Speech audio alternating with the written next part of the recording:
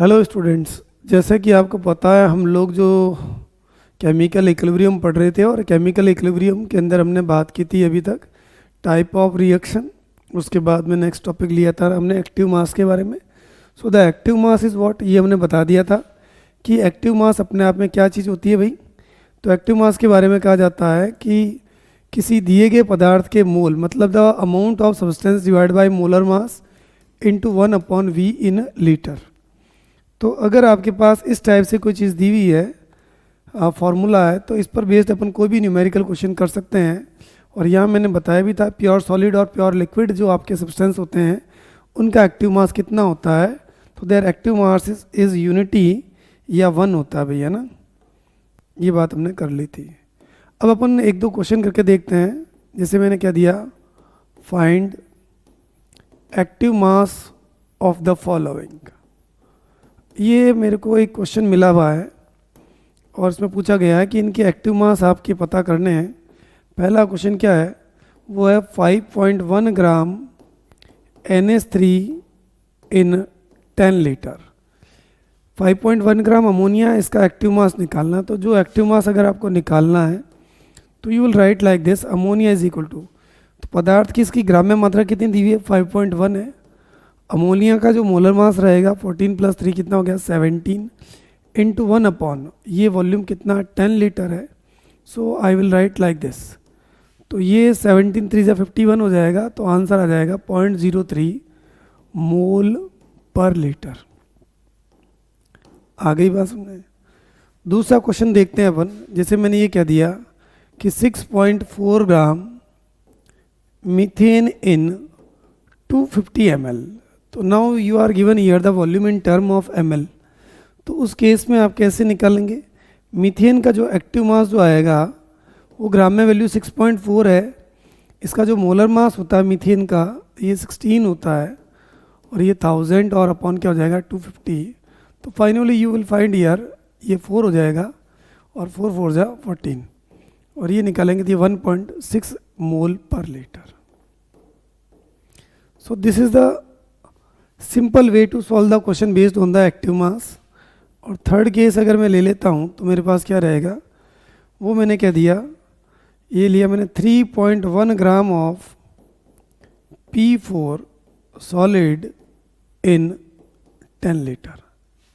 तो आप लोग क्या करेंगे, इसका जो सॉल्यूशन लिखेंगे वो ऐसे लिखेंगे, active mass of P4 is equal to 3.1 और अपन को पता है कि जो इसका एक्टिव मास जो एटॉमिक मास होता है 31.5 होता है।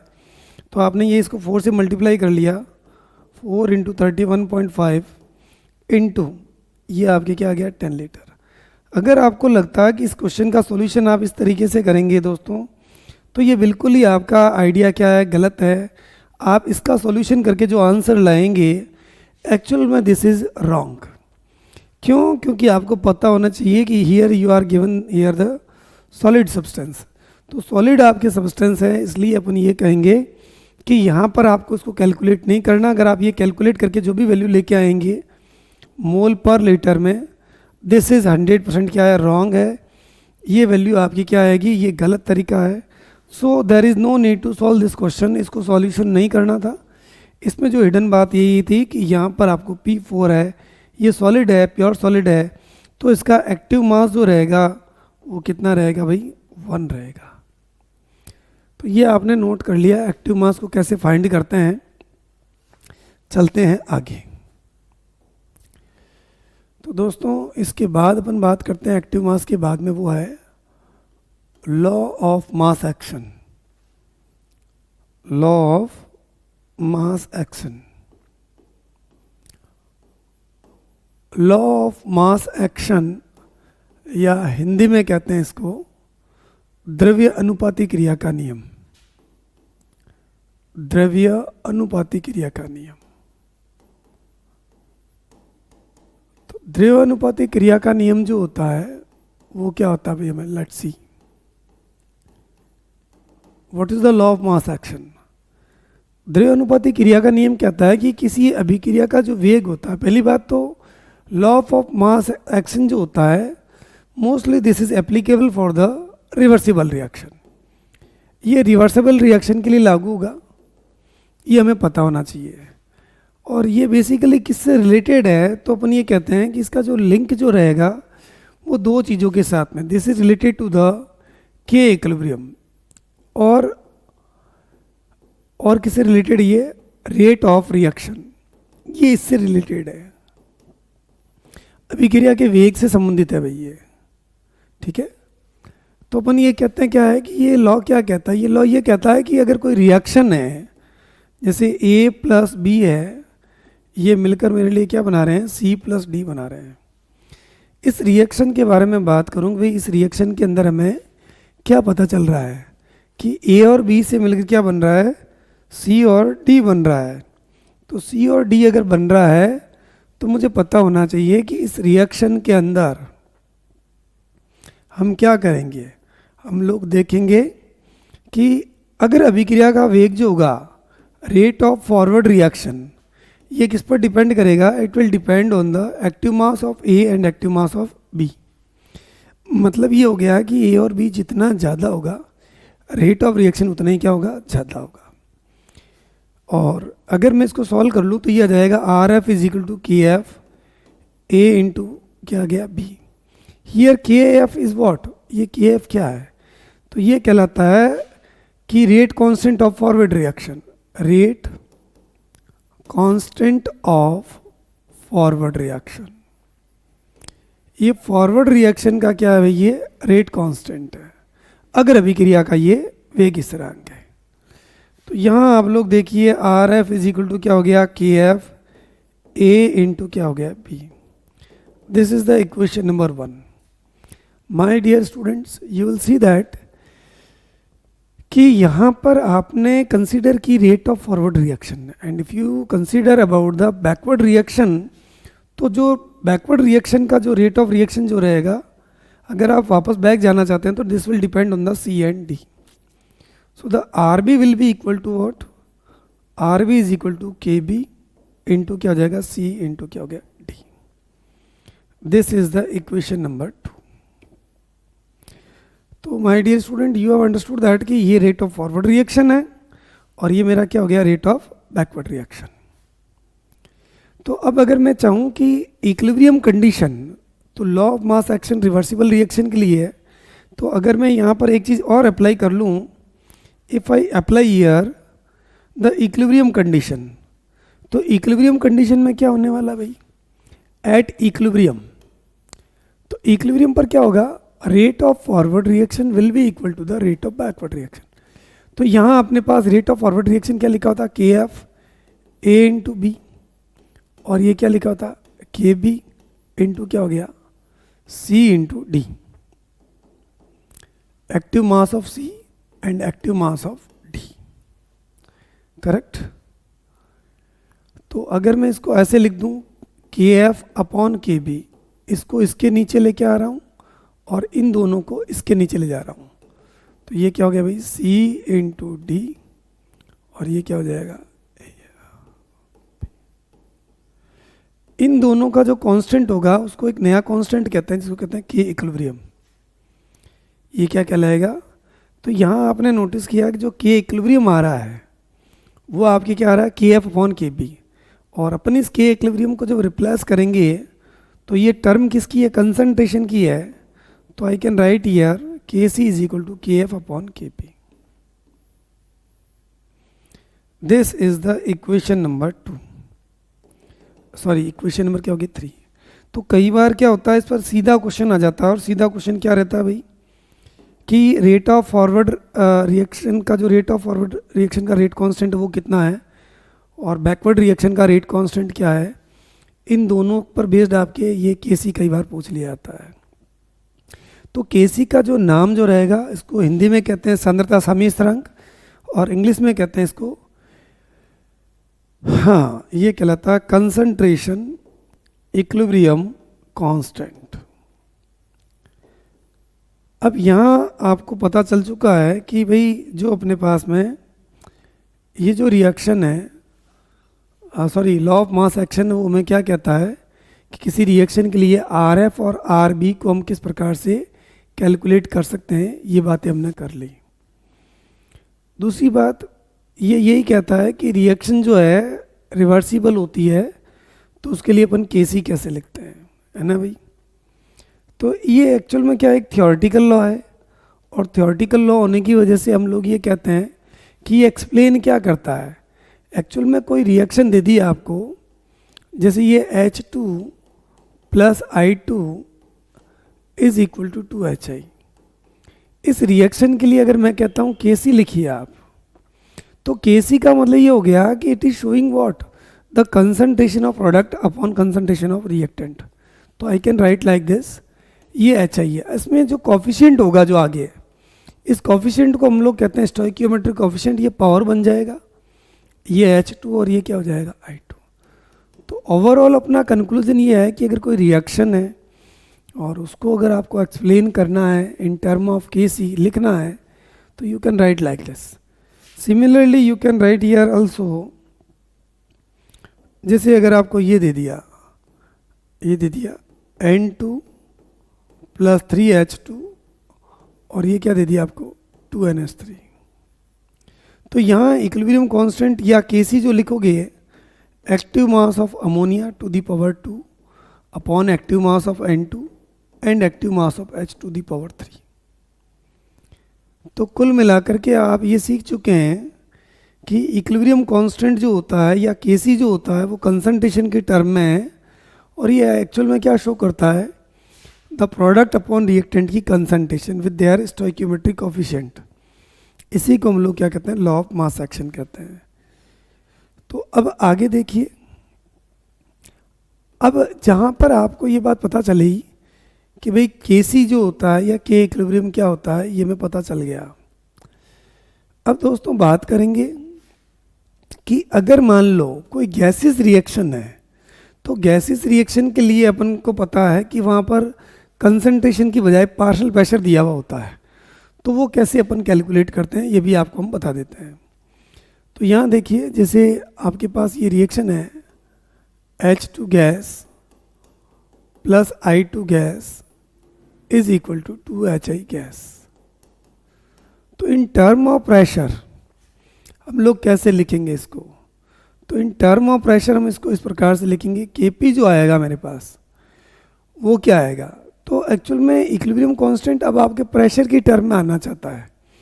तो ये आपने पहले इसका Kc लिखा, तो Kc क्या आ रहा है, HI की पावर 2 अपॉन H2 और ये क्या हो गया भाई I2। अब इसको तो इन टर्म ऑफ कंसंट्रेशन है, इसको मैं रिप्लेस करना चाहता हूँ इन टर्म ऑफ पार्शियल प्रेशर, तो ये कैसे लिखा जाएगा, तो ये ऐसे लिखा जाएगा। आपको एक पता होना चाहिए, एक रिएक्शन होती है जिसका नाम है भाई आइडियल गैस इक्वेशन। तो आइडियल गैस इक्वेशन क्या कहती है, ये कहती है PV is equal to nRT। PV is equal to nRT। तो P इज इक्वल टू क्या आ गया, N by V R into T. तो N बाई वी मेरा क्या हो गया, कंसंट्रेशन हो गई। तो P इज इक्वल टू क्या आ जाएगा, CRT आ गया। तो इसका मतलब ये हो गया कि प्रेशर जो है कंसंट्रेशन के क्या है, प्रोपोर्शनल है। तो now we can replace here the concentration by pressure. तो जहाँ आपने HI लिखा है, कंसंट्रेशन और प्रेशर आपस में प्रोपोर्शनल रिलेशन है, तो यहाँ मैं अब जो लिखने वाला हूँ, partial pressure of HI to the power 2 upon partial pressure of H2 into partial pressure of I2। तो कुल मिलाकर के आपने ये नोटिस कर लिया कि कोई भी रिएक्शन के लिए जो इक्विलिब्रियम कांस्टेंट जो है वो कितने टाइप का हो गया, इन टर्म ऑफ कंसंट्रेशन हो गया, इन टर्म ऑफ प्रेशर हो गया। अब एक टर्म और होती है जिसको हम लोग कहते हैं इन टर्म ऑफ मोल फ्रैक्शन। तो मोल फ्रैक्शन के टर्म में भी तरीका वही रहेगा, mole fraction of HI to the power 2 upon mole fraction of H2 और ये क्या हो जाएगा, मोल फ्रैक्शन ऑफ I2। तो ये आपने देखा कि इक्विलिब्रियम कांस्टेंट जो है उसको हमने तीन तरीके से रिप्रेजेंट किया, एक Kc है, एक Kp है और तीसरा क्या हो गया, Kx है। आगे चलते हैं भाई। तो यहाँ लॉ ऑफ मास एक्शन जो है वो यही बताता है कि किसी रिएक्शन के लिए अगर आपको के सी के पी लिखना है तो ये। अच्छा, अब आपको ये ध्यान रखना है ये वैल्यू क्या है, इसका नाम क्या, कांस्टेंट है। These are what, these are the constant. तो ये कांस्टेंट जो होते हैं इसका मतलब ये हो गया कि इनकी वैल्यू जो होती है during the reaction it remains constant, मतलब ये चेंज नहीं होती है। चलते हैं आगे।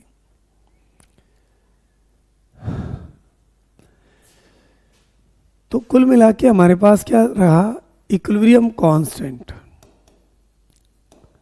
तो इक्विलिब्रियम कांस्टेंट जो है मेनली आपके दो टाइप के बताए हमने, एक तो कौन सा के सी है, दूसरा कौन सा है के पी है, और तीसरा कौन सा हो गया भाई के एक्स हो गया,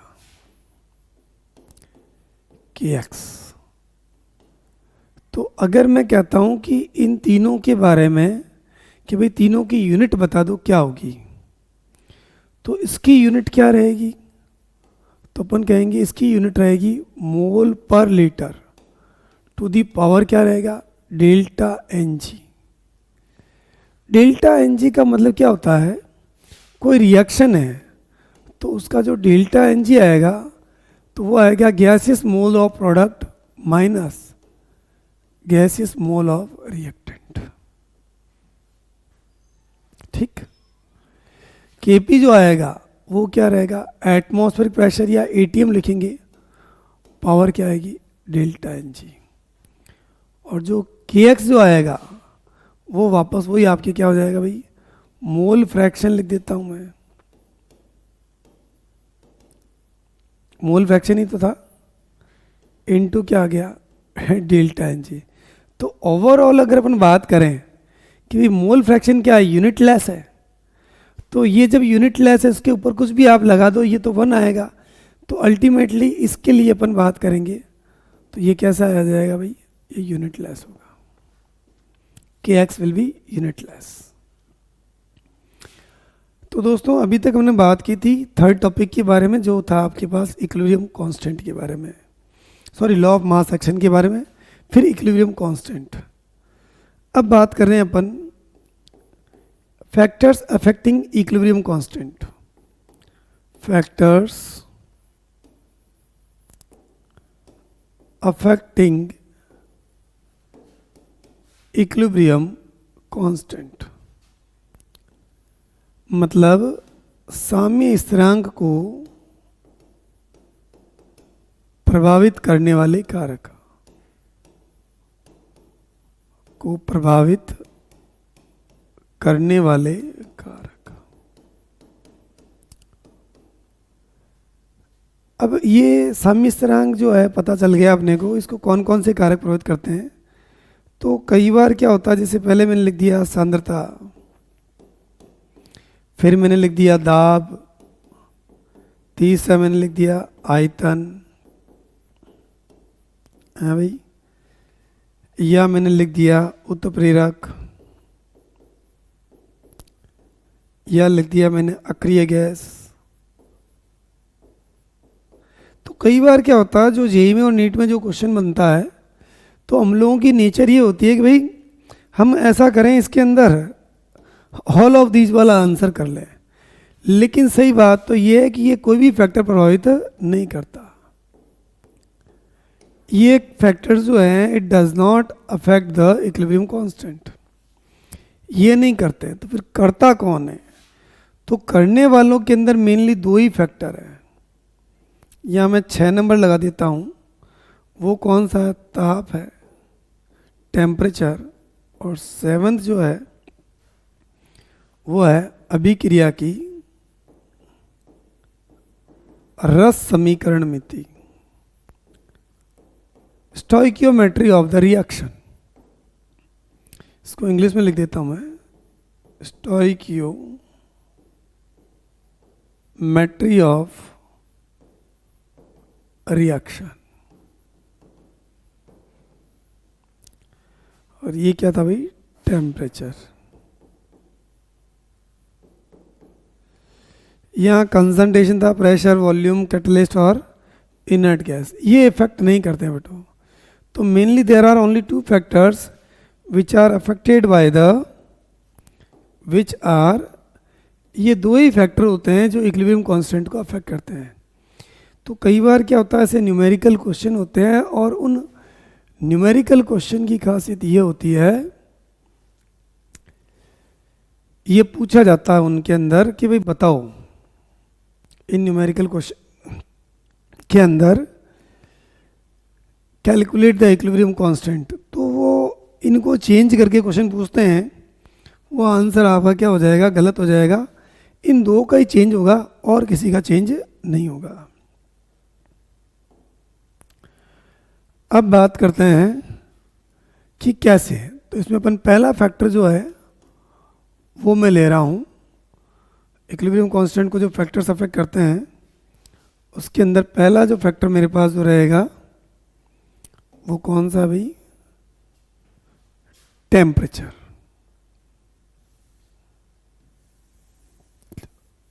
पहला फैक्टर कौन सा है,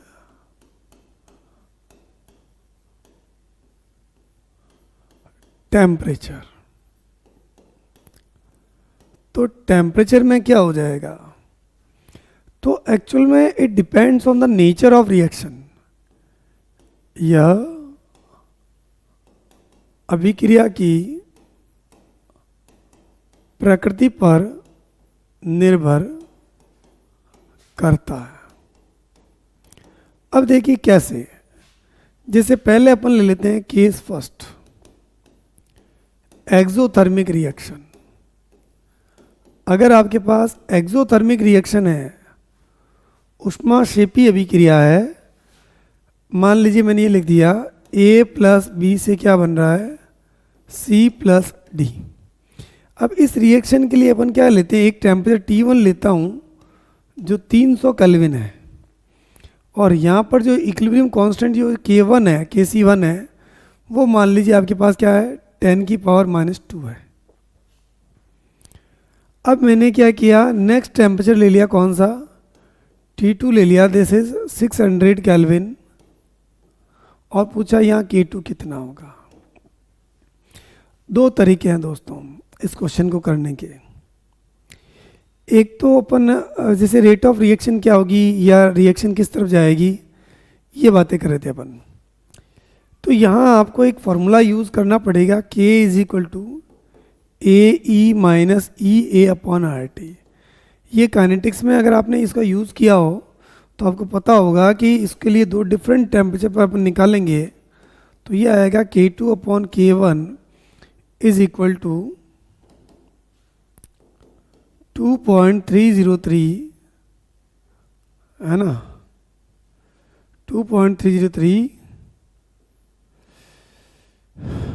ये आ जाएगा भाई RT, और T क्या,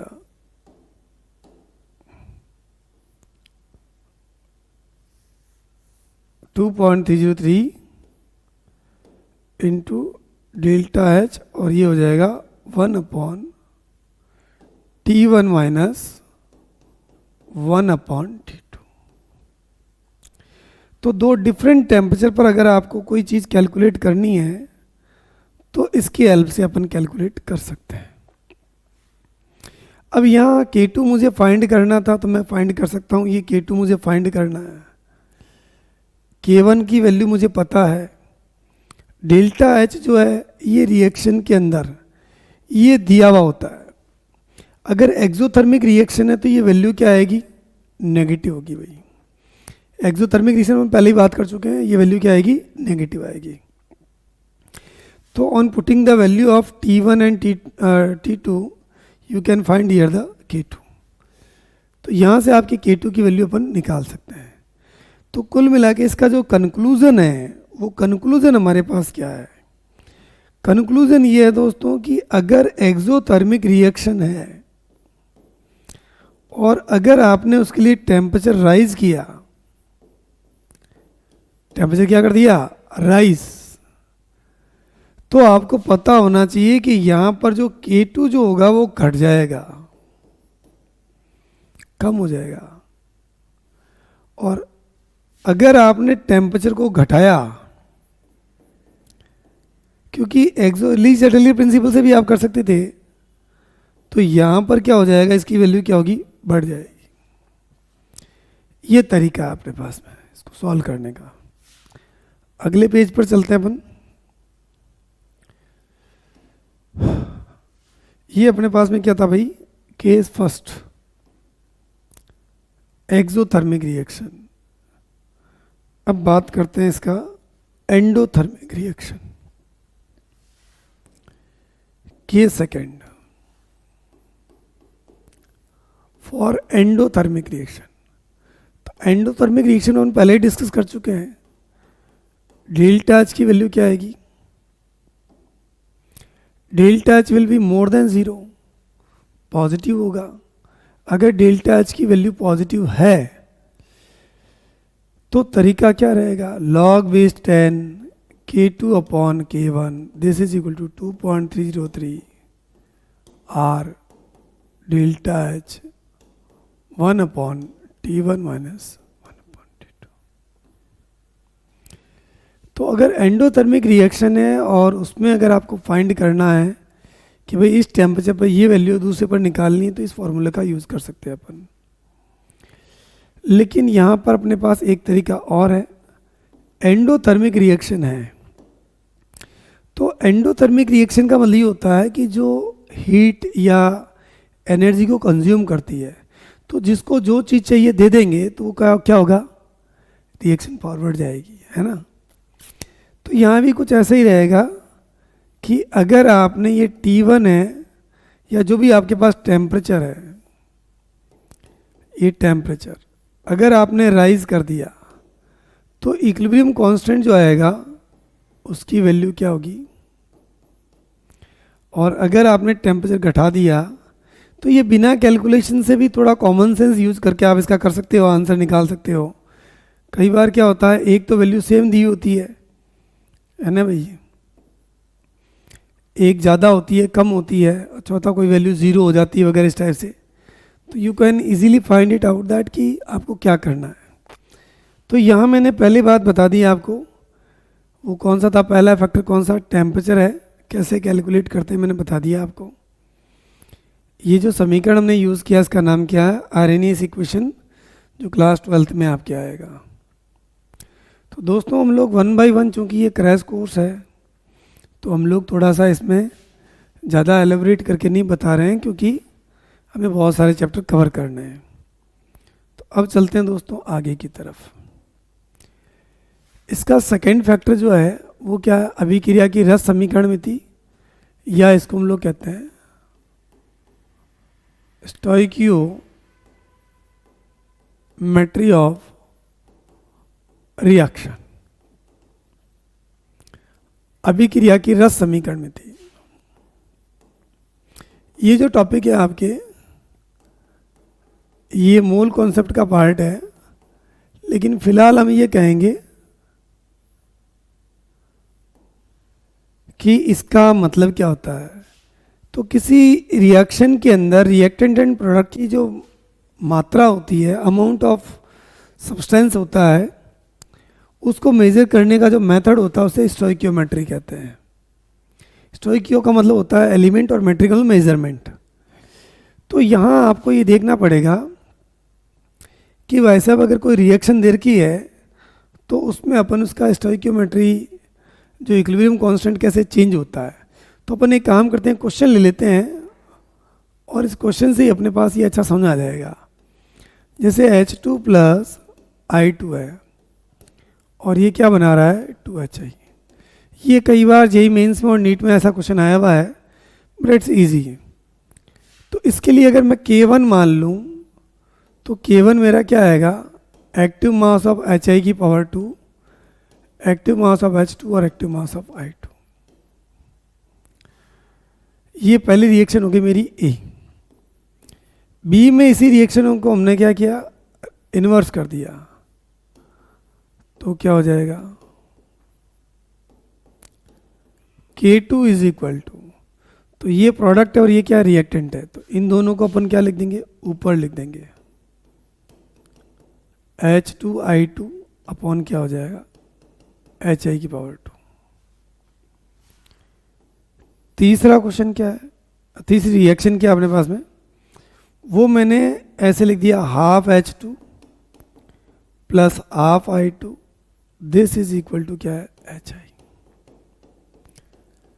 तो इस रिएक्शन के लिए अगर हम बात करें तो क्या लिखेंगे, active mass of HI, active mass of H2 की पावर 1/2, I2 की पावर क्या होगी 1/2। ये मेरी सी रिएक्शन हो गई। और अब मैं एक डी रिएक्शन लिख रहा हूं, HI को किया और ये क्या लिख दिया half H2 plus half I2। अगर इसके लिए मैं लिखना चाहूं तो क्या आएगा, K4 is equal to H to the power half I to the power half upon HI। तो ये this is not the single example और the single question, there are many questions which are just based on these examples, stoichiometry of the reaction. तो आपसे पूछा गया है कि अगर इस रिएक्शन के लिए K1 की वैल्यू लेट अज्यूम कि 100 है, तो इस रिएक्शन के लिए K2 की वैल्यू कितनी आएगी। तो इनमें आपको क्या करना है, ये जो भी दिया हुआ है उसके अंदर सिर्फ एक काम कीजिए आप, क्या रिलेशन निकाल लो। तो क्या रिलेशन रहेगा भाई, तो इसका रिलेशन रहेगा ये वाला, क्या कि अगर अपन के इस रिएक्शन को देखें, ये देखो जस्ट ऑपोजिट लिखी गई, यहाँ HI बन रहा है और यहाँ HI टूट रहा है, तो रिलेशन क्या आएगा, पहला रिलेशन मेरे पास आएगा K2 इज इक्वल टू क्या है 1/K1। मतलब ये हो गया कि अगर मैं इसको 1 कर लूँ तो ये वापस वही चीज़ आ जाएगी, HI ऊपर आ जाएगा और ये नीचे आ जाएगा। आगे बात में, तो ये तो हो गया मेरा पहला केस। दूसरा केस अगर मैं कहता हूं कि अच्छा, इसको कई बार ये भी पूछ सकते हैं K1 इंटू K2 इन दोनों की वैल्यू क्या आ जाएगी 1।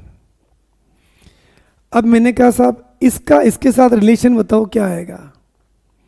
तो जो सेकंड जो मेरे पास रहेगा K1 और K3 के बीच में, तो आप देखिए K3 जो रहेगा उसका K1 के साथ क्या रिलेशन हो सकता है। तो दोस्तों आप लोग यहाँ चेक करना, रिएक्शन अगर मान लो वही सेम प्रोडक्ट बना रही है तो ध्यान रखना उसको इक्वल करके लिखना है, अगर उसका उल्टा हो रहा तो इन्वर्स करके लिखते हैं। यहाँ देखिए आप HI की पावर कितनी है 2 है, इसमें HI की पावर कितनी है 1 है। तो अगर मैं यहाँ पर इसका स्क्वायर कर लूँ तो वापस वही चीज़ आ जाएगी। तो इसका मतलब K3 इज इक्वल टू क्या हो गया K1 का स्क्वायर। आगे बात समझे। थर्ड केस देखिए, थर्ड में हम लोग क्या करेंगे भाई, वो अपन करते हैं कि इसका इसके साथ रिलेशन देखिए, तो यहाँ HI बन रहा है और यहाँ HI क्या हो रहा है टूट रहा है। तो ऑब्वियसली जो K1 और K4 के बीच में जो रिलेशन आएगा वो आएगा कैसा, इनवर्स। लेकिन यहाँ आपने नोट किया होगा, क्या चीज़ नोट की है भाई, आपने नोट ये की है कि सर इसमें H2 की पावर हाफ है और I2 की पावर यहाँ भी क्या हाफ है, जबकि इसमें HI की और H2 और I2 की पावर क्या 1 है। तो मैं जब तक इसका स्क्वायर नहीं करूँगा तब तक वो वैल्यू मुझे मिलेगी नहीं। तो बैटरी क्या है, बैटरी यही है कि मैं इसको ऐसे कर लूँ क्या, अगर मैं कहता हूँ इसको स्क्वायर कर लूँ, इसको स्क्वायर कर लूँ, मैं स्क्वायर कर लूँ, ठीक है भाई। तो यहाँ पर मुझे पता चल गया कि यहाँ पर आपके पास क्या जाएगा K4 इज इक्वल टू क्या जाएगा 1/√K1। यहाँ ये K3 और K1 वाला रिलेशन देखिए आप, K3 और K1 का, तो आपने स्क्वायर किसको किया भाई, K3 को किया है। सॉरी ये थोड़ा सही कर लेना, K3 का स्क्वायर करेंगे भाई, इसको स्क्वायर करेंगे तभी तो वो आएगा। अच्छा फोर्थ केस मेरे पास क्या रहेगा, फोर्थ केस देखिए, अगर मैं कह दूं कि मेरे पास में अगला है K2 और K3 के बीच में क्या रिलेशन रहेगा, एक है K2 और दूसरा कौन सा K3। इन दोनों में क्या रिलेशन रहेगा। तो आप देख रहे हैं कि इसमें H2I2 ऊपर है और इसमें H2I2 क्या है, नीचे। तो पहले तो दोनों को क्या कर लो, ऐसे लिख दो। अच्छा, अब इसमें कोफिशिएंट कितना था, ये 1/2 है। इसका मतलब क्या हो गया, मैं इसको, सिंपल सी बात है, इसको अगर मैं स्क्वायर कर लूँ, किसको, K3 को, तो वापस वही चीज़ आ जाएगी K2 वाली। तो मुझे क्या करना पड़ेगा, इसका स्क्वायर। किसका स्क्वायर करना है, K3 का। हो गया। तो ऐसे कई क्वेश्चन होते हैं, उनको करने का तरीका यही होता है। तो मैं एक क्वेश्चन करके बताता हूँ तो आपको ज़्यादा अच्छा समझ में आएगा। इसी पर बेस्ड है ना भाई।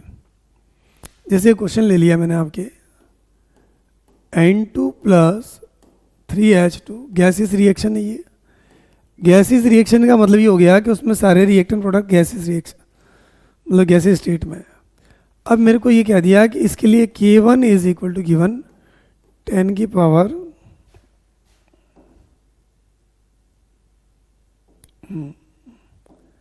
ये दे दिया मेरे को, हाँ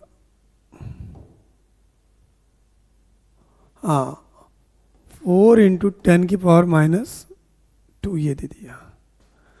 अब इस रिएक्शन को लिख दिया इस तरीके से, NH3 = ½ N2 + 3/2H2। और क्या पूछा भाई, पूछा यही है कि इस रिएक्शन का आप मुझे क्या बताइए, इक्विलिब्रियम कांस्टेंट बताइए क्या होगा। तो अब आप क्या करेंगे, मुझे पता है कि इसको K1 मान लो, इसको K2 मान लो। तो K2 जो रहेगा वो क्या रहेगा, 1/K1, क्योंकि यहाँ अमोनिया बन रहा है और अमोनिया क्या हो रहा है, टूट रहा है। तो जब ऐसे रिएक्शन की डायरेक्शन चेंज की जाती है तो इन्वर्स रिलेशन आएगा। अब यहाँ N2 की पावर 1/2 आएगी और वहाँ N2 की पावर क्या आएगी, 1 आएगी। तो मैं क्या करूँ, इसका मैं क्या कर लूँ, मैं स्क्वायर कर लूँ। तो इसका मतलब मेरे पास क्या जाएगा, 1/4 × 10 की पावर -2। इसका अपन क्या कर लेते हैं, स्क्वायर।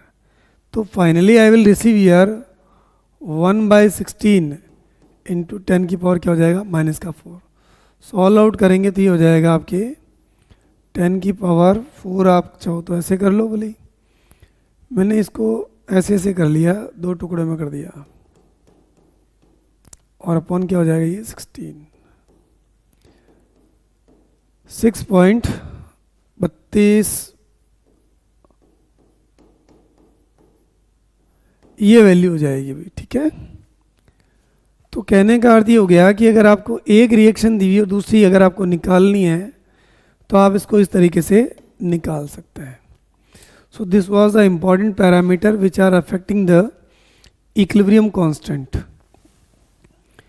तो इसमें अब तक जो हमने बात की थी वो यही थी भाई, कि कौन से पैरामीटर हैं जो इक्विलिब्रियम कांस्टेंट को अफेक्ट करते हैं, ठीक है। अब बात करेंगे, जब हमने बात कर ली भाई रिएक्शन के बारे में सारी सब कुछ, तो अब बात करते हैं कि जो ये रिलेशन निकाला आपने, सॉरी ये देखिए, अब मेनली हमारे पास 2 इक्विलिब्रियम कांस्टेंट है, 3 है वैसे तो, पर अपन ज़्यादा यूजफुल होने वाले 2 ही है। इक्विलिब्रियम कांस्टेंट कौन कौन से थे, Kp एंड Kc। तो आपको क्या करना है, इनके बीच में एक रिलेशन निकालना है कि भाई इनका क्या रिलेशन होता है। तो अपन जो टॉपिक जो पढ़ने वाले हैं वो कौन सा है, टॉपिक हो गया relation between Kp and Kc।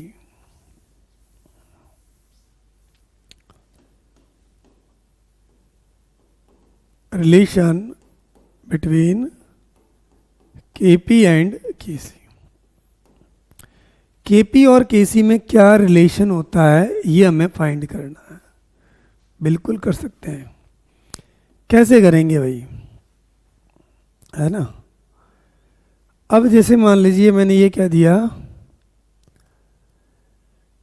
कि ये रिएक्शन है जिसमें कि आपने देखा N1A + N2B है, आर फॉर्मिंग M1C + M2D। ये कोफिशिएंट है, stoichiometric coefficient N1 N2 M1 और M2 है। ये C और D प्रोडक्ट है और A और B रिएक्टेंट है। तो अगर मैं इसके लिए के सी लिखूंगा तो क्या लिखूंगा, active mass of C to the power m1 active mass of D to the power m2 upon active mass of A to the power n1 and active mass of B to the power n2। तो दोस्तों ये के सी हो गया। और अब अगर मैं बात करूं इसके लिए, मैं अगर के पी लिखूं तो के पी मेरा क्या आएगा, partial pressure of C to the power m1, मतलब जो कोफिशिएंट होते हैं पावर बन जाते हैं, partial pressure of D to the power m2 upon partial pressure of A to the power n1 और पार्शियल प्रेशर ऑफ बी की power क्या हो जाएगी n2। तो अब मेरे से ये पूछा गया है कि अगर इन दोनों में रिलेशन निकालें तो कैसे निकालेंगे। तो पहले एक चीज़ आपको और सीखनी पड़ेगी कि अगर इस रिएक्शन का मुझे डेल्टा एन जी कोई पूछे कि भाई डेल्टा एन जी क्या है, तो ये होता है gases mole of product minus gases mole of reactant. मतलब ये हो गया gases mole of product minus gases mole of reactant, gases mole of product minus gases mole of reactant. अपन पहले बात कर चुके हैं, ये निकाला जाता है भाई। तो हमें कोई ऐसा ज़रूरी नहीं है कि इसका पूरा डेरिवेशन करना है, हमें बस इनमें रिलेशन पता होना चाहिए। निकाल सकते हो, पार्शियल प्रेशर जो होता है वो आपको पता है क्या होता है, mole fraction into total pressure. तो फिर भी अगर आप चाहते हो तो मैं कर ही देता हूँ। तो जो पार्शियल प्रेशर ऑफ सी जो आएगा वो क्या आएगा, mole fraction of C into क्या आएगा भाई, टोटल प्रेशर। और पार्शियल प्रेशर ऑफ जो डी आएगा वो क्या आएगा, वो आएगा mole fraction of D into P total. फिर ये देखिए आप, पार्शियल प्रेशर ऑफ ए क्या आ जाएगा, मोल fraction of A into P total. तो ये अगर आप वैल्यू इसमें पुट करेंगे तो अपन के पी का के एक्स के साथ रिलेशन निकाल सकते हैं। दूसरा हमें ये करना है एक चीज़ और, since P V is equal to क्या होता है N R T, so P is equal to क्या हो गया सी आर टी। तो अगर मेरे से कोई पूछे भाई पी सी निकालो तो क्या हो जाएगा, अगर मुझे पी सी निकालना है तो क्या लिखूंगा मैं, ये कंसंट्रेशन ऑफ सी, मतलब मैं क्या लिख दूं भाई, यहाँ पर मैं ऐसे लिख सकता हूँ active mass of C into R T. फिर क्या हो जाएगा, P D is equal to क्या हो जाएगा, active mass of D into R T. और ये हो जाएगा P A is equal to active mass of A into R T.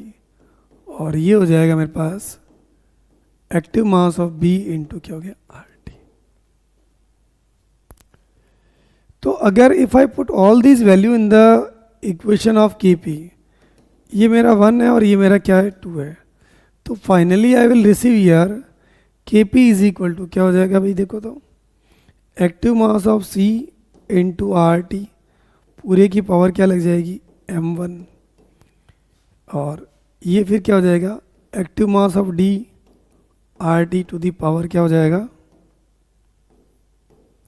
m2 upon active mass of A into R T to the power क्या हो जाएगी n1, और ये हो जाएगा active mass of B to the power R T, और ये क्या हो गया n2। तो आप इसमें कॉमन लेकर के इसको सॉल्व करेंगे तो ये देखिएगा वापस क्या आ जाएगा, सेम वही चीज़ आएगा, C to the power m1 D की पावर m1। ये देखो, ये आपको थोड़ा सा नोट करना पड़ेगा इसमें, ये वापस देखो ये चीज़ आ गई, ये आ गई। तो इसको अगर अपन लिखेंगे तो फाइनली के पी इज इक्वल टू क्या हो जाएगा के सी, और आर टी जो अगर आपके बाहर आएगा और ये मल्टीपल में है तो इनकी पावर ऐड हो जाएगी m1 प्लस m2, और ये हो जाएगा अपने पास में R T to the power n1 plus n2। अब दोनों का बेस सेम है, ऊपर ले जाएंगे तो ये जो फाइनल फार्मूला मेरे पास आने वाला है वो आपको ही पता चल गया। इसको डायरेक्ट भी याद कर सकते हो, के पी इज इक्वल टू के सी आर टी की पावर क्या हो गया डेल्टा एन जी। यूजुअली ये जो डेरिवेशन हमने थोड़ा सा करके बताया है, 2 मिनट हमने लिए हैं, इसका कोई सिग्निफिकेंस नहीं है पर this is the part of reaction, तो अपने को बताना पड़ेगा। थोड़ा सा एक और अपन बात करेंगे, Kp और Kx में क्या रिलेशन है ये थोड़ा चेक कर लेते हैं।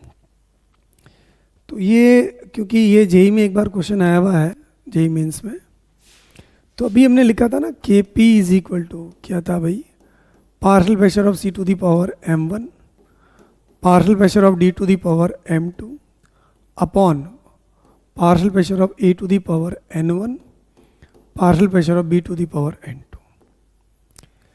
तो मज़ेदार बात इसमें यह है कि अगर आप इसकी वैल्यू लिखेंगे तो ये क्या हो गया भाई, XC है ना, और पावर क्या हो जाएगी इसकी m1, और जो P टोटल आएगा मैंने इसको इधर लिख दिया है, पावर क्या हो जाएगी m1, यहाँ क्या हो जाएगा XD पावर क्या हो जाएगी m2, और साथ में जो P टोटल होता है mole fraction into total pressure होता है, तो ये क्या कर लिया, पावर क्या गई m2 अपॉन ये क्या हो जाएगा XA पावर क्या आएगी n1, और ये क्या आएगा XB पावर n2 और P of n1 into P of n2। तो अगर आप चेक करेंगे कि ये चीज़ हमने कहीं लिखी है क्या, बिल्कुल ये लिखी है। ये देखो, ये हमने पहले लिखी थी, ये जो वैल्यू होती है Kx कहलाती है, यहाँ हमने ये बताया था आपको, है ना भाई। ये देखो, ये यहाँ पर ये अपने पास में, तो इसका मतलब ये हो गया कि हम लोग इसका यूज़ कर सकते हैं, वी कैन राइट हियर, ये जो हमने लिखा ना भाई ये यस, तो इस पूरे की जगह मैं क्या लिख सकता हूँ,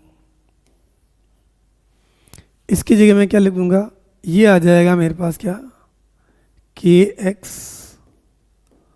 और ये मेरे पास क्या आ जाएगा P m1 प्लस m2, और ये जो आपके पास ऊपर जाएगा तो P, और ये क्या हो जाएगा माइनस n1 प्लस n2, ये टोटल प्रेशर है। तो Kp जो मेरे पास रहेगा Kx into P to the power delta Ng आ जाएगा। तो यहाँ एक तरीका अपने पास में आ चुका है कि हम लोग Kx निकाल करके Kp के साथ ये रिलेशन निकाल सकते हैं। तो अब दोस्तों, जब आपने ये निकाले लिया Kp Kc के बीच में रिलेशन, तो बात करते हैं कि इसकी कंडीशन कहाँ पर कैसे होती है। तो बहुत सारे क्वेश्चन जो है नीट के अंदर, तो कई बार डायरेक्ट क्वेश्चन दिए हुए हैं कि अगर इसकी Kc की वैल्यू इतनी है तो Kp कितना होगा वगैरह ऐसे। तो अपन बात करते हैं कि केस फर्स्ट, अगर डेल्टा Ng की वैल्यू 0 है, इसका मतलब ये हो गया mole of product is equal to the mole of reactant. जैसे एग्जाम्पल के तौर पर ये H2 प्लस I2, ये क्या है 2HI, इन सब की फिजिकल स्टेट क्या है भाई, गैस है।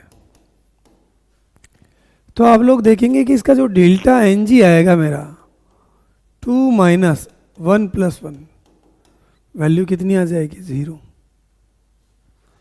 तो यहाँ अपने पास जो रिलेशन था Kp is equal to Kc, RT की पावर क्या हो गया, डेल्टा Ng था, ये क्या आ गया 0। तो यहाँ पर Kp will be equal to what, Kc। Kp Kc की क्या होगा, बराबर होगा। नाउ द केस सेकेंड, अगर हम बात करें डेल्टा Ng है इज मोर देन 0, इसका मतलब ये हो गया कि एक ऐसी रिएक्शन जिसमें अपन बात करेंगे कि भाई ये किस प्रकार से क्या बना रहा है, तो PCl3 प्लस Cl2 गैस। तो इसके लिए अगर आप डेल्टा Ng कैलकुलेट करेंगे तो प्रोडक्ट के मोल 2 है और रिएक्टेंट का 1 है, तो फाइनली डेल्टा Ng की वैल्यू कितनी आएगी 1। इसका मतलब डेल्टा Ng is more than 0। So इसको अगर आप सॉल्व आउट करेंगे तो Kp is equal to Kc, RT की पावर क्या लगेगा ये आपको पता है, इस रिएक्शन के हिसाब से ये पावर क्या आएगी 1 आएगी। तो फाइनली ये Kc से क्या हो जाएगा, मल्टीप्लाई होगा R और T का। तो यहाँ पर Kp will be higher than Kc। तो आपको एक बात ध्यान रखना है कि Kp जो होता है उसके लिए जो P जो है वो आपके क्या है, पॉजिटिव है, और अगर ये पॉजिटिव है तो ऑब्वियसली ये इस प्रकार से अपने को दिखेगा, Kp will be higher than Kc। And case third जो हमारे पास में रहेगा, if I calculate delta N G is less than zero, इसका मतलब ये हो गया आपके पास कोई भी रिएक्शन, जरूरी नहीं कि मैंने जो लिखा वही आया एग्जाम में, आपको रिएक्शन के कुछ पैरामीटर पता होना चाहिए कि उसकी फिजिकल स्टेट क्या है। तो I think this will be very convenient for to identify the delta Ng. So here you will see that mole of product is 2 but the mole of reactant is 3 plus 1 4. So the finally it comes out as -2. It means what? delta Ng की value क्या हो गई, less than 0। तो यहाँ आपको पता होना चाहिए अगर ये Kp है इज इक्वल टू Kc और RT की पावर अगर मैं -2 लिख देता हूँ तो I have to divide the Kc by this value. So the Kp will be equal to Kc and 1 upon RT की पावर 2। तो ये वैल्यू निकालेंगे, लेस देन 1 आएगी, इसे मल्टीप्लाई करेंगे ये कम हो जाएगा। तो इस केस में Kp will be what, lesser than Kc। तो फाइनली हमने ये कैलकुलेट कर लिया कि delta Ng is equal to 0 है तो Kp will be equal to Kc, Kp will be equal to Kc। Similarly अगर आपके पास ये आ गया तो Kp will be higher than Kc जब डेल्टा Ng की वैल्यू मोर देन 0 है, और ये अगर लेस देन 0 है तो क्या रहेगा, Kp will be lesser than Kc। तो दोस्तों अभी तक हमने बात की थी factors affecting the equilibrium constant, और उसके बाद हमने बात की थी relation between Kp and Kc, और उसके बाद में इसकी टर्म एंड कंडीशन में ये कैसे होता है। ठीक है दोस्तों, अगले लेक्चर में मिलते हैं। Thank you.